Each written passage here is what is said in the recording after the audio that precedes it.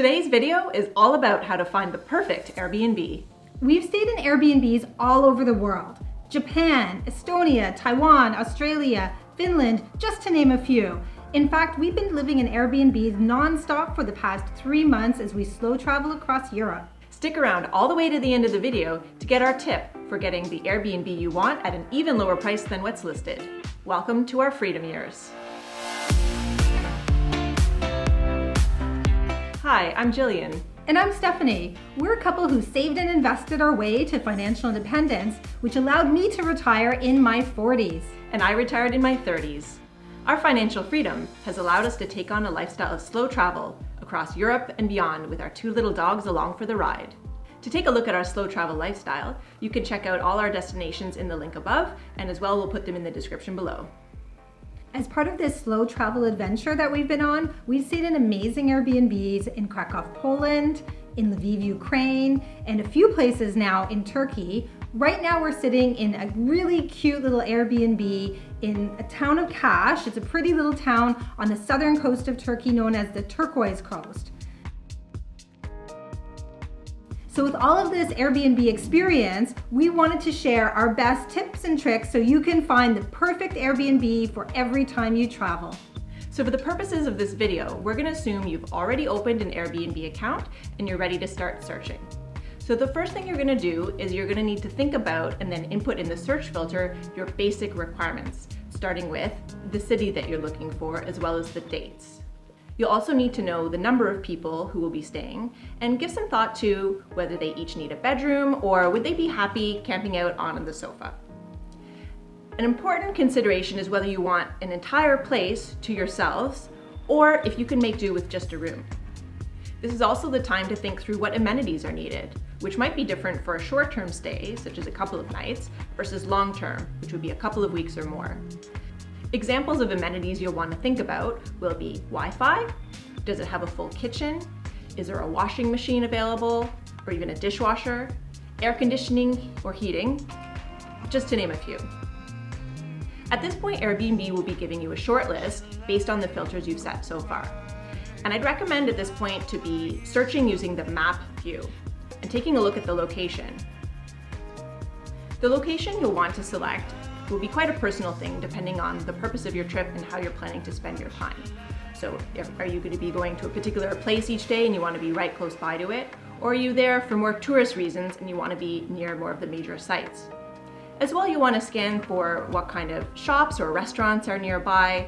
And this is a good time to cross-reference with Google Maps so you can get a rough sense of the area. Now, of course, another important filter is the price that you'll be paying, whether it's on a nightly basis, weekly, or monthly. We always recommend, especially if you're doing a longer term stay, to look at places that are just outside your price range, and we'll tell you a little bit more why near the end of the video. So at this point, you should have a good list of places that meet your basic requirements. And now it's time for the fun part, which is taking a very close look at the photos. And we will actually use the example of the place that we're staying right here in Kaş, share with you those photos and the apartment itself.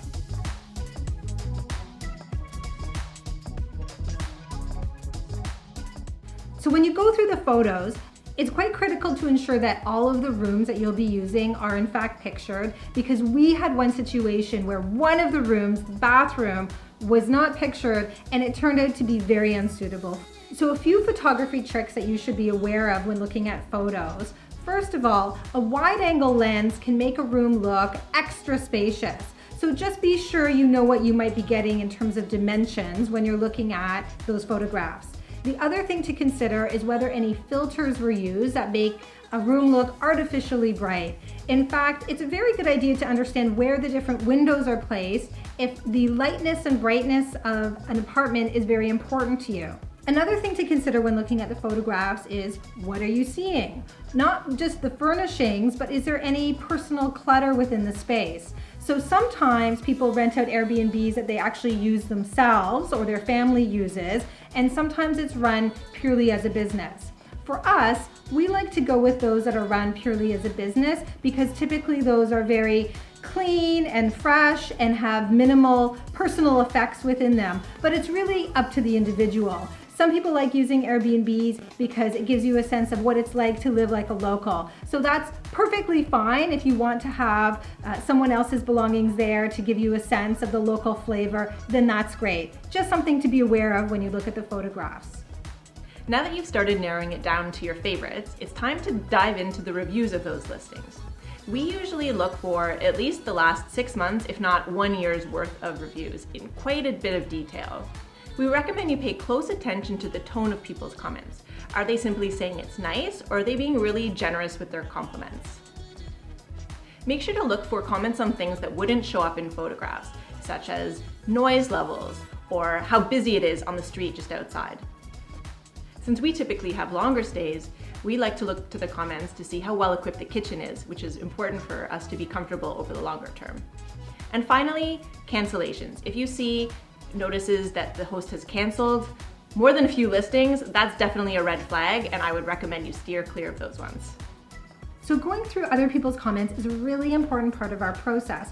But what happens if a property has very few comments on it, very few reviews? Well, what we like to do is take a look at the host profile, and often they'll have more than one property that they're managing. So that allows us to take a look at the feedback they've received on maybe their other properties. Maybe they've had those properties for a bit longer and this one is a new one. So we still get a sense of what our experience might be like staying in one of their places. So the next step is to ask questions, to reach out to the host to confirm some of the things that are really important to you. So even if it's listed as an amenity, if there's something that is going to make or break your stay, now is the time to ask. Wi-Fi, for example. If you're going to be working from that location and you need reliable, high-speed Wi-Fi, that's definitely a very important question to ask ahead of time. This is also a good chance to assess the responsiveness of your host. If they take more than a day or two to get back to you, that sends off some red flags because they may not be very responsive if something arises during your stay. Our next tip, if you're really looking to get the perfect place, is to plan ahead. Now we've planned anywhere from 6 months ahead to just 1 day in advance, but generally we find that the great places do get booked up early. So it's really important to start thinking ahead if you really want your perfect place or if you're happy to settle with what's available at the time. Whether you're booking very far in advance or just by 1 day, it's important to be aware that the cancellation policy for an Airbnb can vary quite a bit. It's really at the discretion of the host. So before you make a final commitment, be sure that you've checked out what that policy is, because you don't want to be in a situation that's very difficult to later get out of. Okay, now the moment you've been waiting for, negotiating a better price on your Airbnb. If you don't mind a little extra work, or hearing the word no, it's a great idea to reach out to your few preferred properties and to simply ask. Ask the host if they're able to offer a small discount on their advertised rate. Now this works best if you're asking for longer term stays, especially in the low season, or it could even be effective if you're booking very short notice.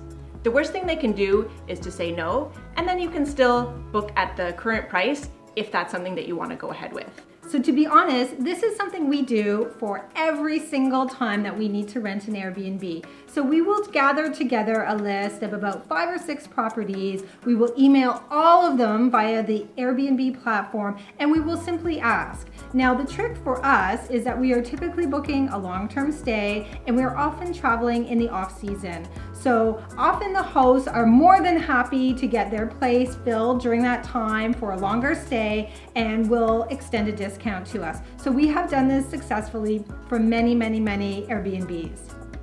A word of caution though, sometimes the Airbnb host may offer a cash deal. So they're essentially offering that you can pay less but do it in cash off of the Airbnb platform. We would always recommend against doing this. And the reason is because when you are off the Airbnb platform, you lose all of the protections that Airbnb extends to you as a customer. So for example, if you run into any safety concerns with your Airbnb, you can work with Airbnb to potentially get a refund, to get a rebooking. They will take care of you as one of their guests. But if you are working outside the Airbnb platform, you don't have any recourse like that. So don't take the cash offer, but definitely ask for a discount, and you will be surprised at how many people do say yes. So those are our best tips on how to get the Airbnb that's perfect for you, ideally at a price that's even better than what's listed. Stay tuned for our next video where we talk all about how to chase the sun over the winter time by traveling across Turkey's southern coast. Make sure you hit that subscribe and notification button so you never miss a single episode. And let us know in the comments if there are any other topics you'd like to hear about. Thanks for watching, and see you next time.